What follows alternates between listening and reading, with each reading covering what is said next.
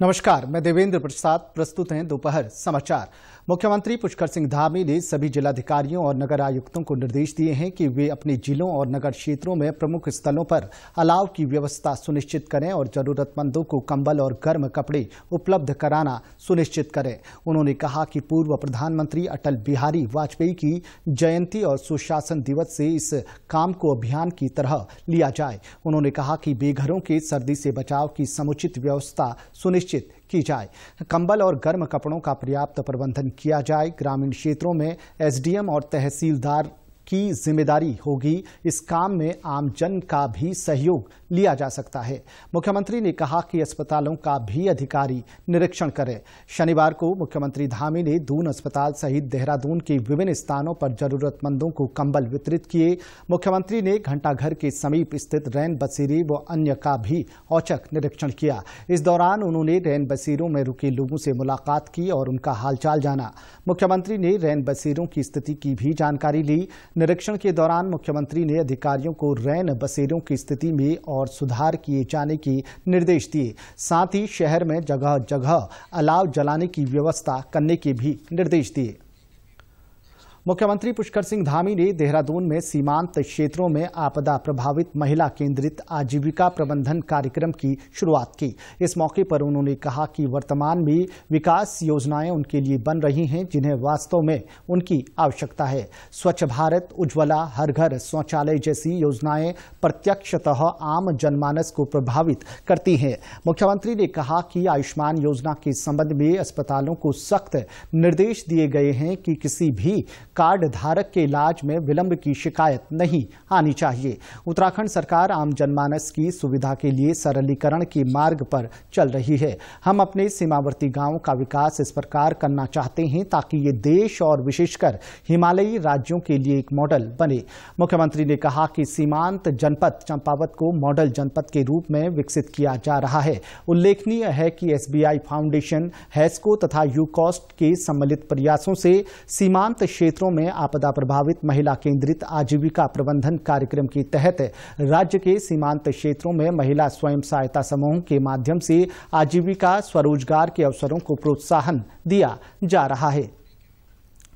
देश आज पूर्व प्रधानमंत्री अटल बिहारी वाजपेयी की जयंती पर उन्हें याद कर रहा है। देहरादून में मुख्यमंत्री पुष्कर सिंह धामी ने मुख्यमंत्री आवास में पूर्व प्रधानमंत्री भारत रत्न स्वर्गीय अटल बिहारी वाजपेयी जी की जयंती पर उनके चित्र पर श्रद्धासुमन अर्पित कर श्रद्धांजलि दी। इस मौके पर मुख्यमंत्री ने कहा कि स्वर्गीय अटल बिहारी वाजपेयी कुशल प्रशासक, राजनीतिज्ञ एवं लोकप्रिय जननेता थे।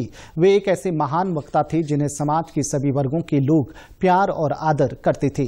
उनके लिए राष्ट्रहित सर्वोपरि था। अटल जी उत्तराखंड राज्य के प्रणेता हैं। उन्होंने न केवल उत्तराखंड राज्य का निर्माण किया बल्कि इसके विकास के लिए आधार भी तैयार किया। इस मौके पर मुख्यमंत्री ने पेशावर कांड के नायक वीर चंद्र सिंह गढ़वाली की जयंती पर उनके चित्र पर श्रद्धासुमन अर्पित कर श्रद्धांजलि दी। उन्होंने कहा कि वीर चंद्र सिंह गढ़वाली ने देश की आजादी के लिए आंदोलनरत निहत्थी जनता पर गोली चलाने के आदेश को न मानकर महान देशभक्ति और साहस का परिचय दिया था। उन्होंने कहा कि भारत की आजादी के लिए पेशावर कांड एक महत्वपूर्ण पड़ाव था। भारतीय स्वतंत्रता संग्राम के आंदोलन में यह घटना मील का पत्थर साबित हुई जिसने भविष्य के लिए एक क्रांतिकारी आधार तैयार किया। रुद्रप्रयाग में प्रशासन आपके द्वार कार्यक्रम के तहत जिलाधिकारी मयूर दीक्षित ने विकासखंड ऊखी मठ में कालीमठ घाटी में महिलाओं को रोजगार उपलब्ध कराने के उद्देश्य से NRLM द्वारा संचालित महिला स्वयं सहायता समूहों के कार्यों का निरीक्षण किया। इस मौके पर उन्होंने जाल मल्ला में नारी शक्ति ग्राम संगठन द्वारा शुरू की गई डोना पत्तल एवं गिलास यूनिट का उद्घाटन भी किया। इस मौके पर जिलाधिकारी ने कहा कि डोना पत्तल एवं गिलासों की बिक्री यात्रा मार्ग पर करने के लिए तैयार करें। इसमें किसी भी प्रकार से प्लास्टिक का इस्तेमाल न किया जाए। कोटमा स्थित उन्नति स्वायत्त सहकारिता में चल रही हैंडलूम यूनिट का निरीक्षण करते हुए जिलाधिकारी ने यहां तैयार हो रहे उत्पादों की ब्रांडिंग एवं मार्केटिंग करने के निर्देश दिए। जिलाधिकारी ने सभी उत्पादों को पहाड़ी शैली में तैयार करने एवं उत्पादों पर जिले एवं समूह के टैग लगाने को भी कहा कि यात्रा मार्ग के अलावा ऑनलाइन माध्यम से भी इन उत्पादों को बेचा जाना चाहिए ताकि महिलाओं की आजीविका में वृद्धि हो सके। चंपावत जिले के टनकपुर में 2 दिवसीय टनकपुर किताब कौथिग का आयोजन किया गया। जिले के राजकीय आदर्श बालिका इंटर कॉलेज में आयोजित इस टनकपुर किताब कौथिग में देश भर के ख्याति प्राप्त 50 से अधिक प्रकाशकों की 50,000 से अधिक पुस्तकें प्रदर्शन के लिए लगाई गई। पुस्तक मेले में प्रसिद्ध लेखकों से सीधी बातचीत, साहित्य परिचर्चा, फिल्म प्रदर्शन, निबंध, विज्ञान, साहित्य प्रतियोगिताओं के आयोजन के साथ साथ सांस्कृतिक व रंगमंच गतिविधियों का आयोजन किया गया। इस 2 दिवसीय टनकपुर बुक फेयर का उद्घाटन प्रतिष्ठित लेखक देवेंद्र मेवाड़ी ने किया। टनकपुर बुक फेयर के आयोजकों का कहना है कि इसका मुख्य उद्देश्य इंटरनेट के दौर में किताबों से लोगों को जोड़ना है। केंद्रीय स्वास्थ्य मंत्रालय ने सभी राज्यों और केंद्र शासित प्रदेशों से देश के सभी स्वास्थ्य केंद्रों पर मंगलवार को मॉक ड्रिल करने के लिए पत्र लिखा है।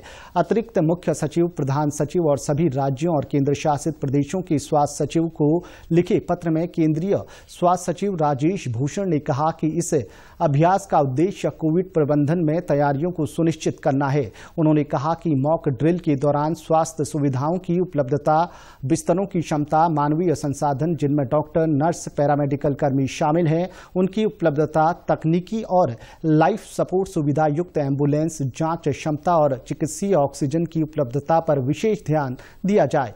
पत्र में लिखा गया है कि ये मॉक ड्रिल जिलाधिकारी के दिशा निर्देशों के साथ राज्यों और केंद्र शासित प्रदेशों के स्वास्थ्य विभाग के अधिकारियों के परामर्श से किया जाएगा। इसी के साथ अभी तक के समाचार समाप्त हुए। दूरदर्शन समाचारों से जुड़े रहें। मिलते हैं फिर शाम 6:30 बजे के बुलेटिन में। नमस्कार।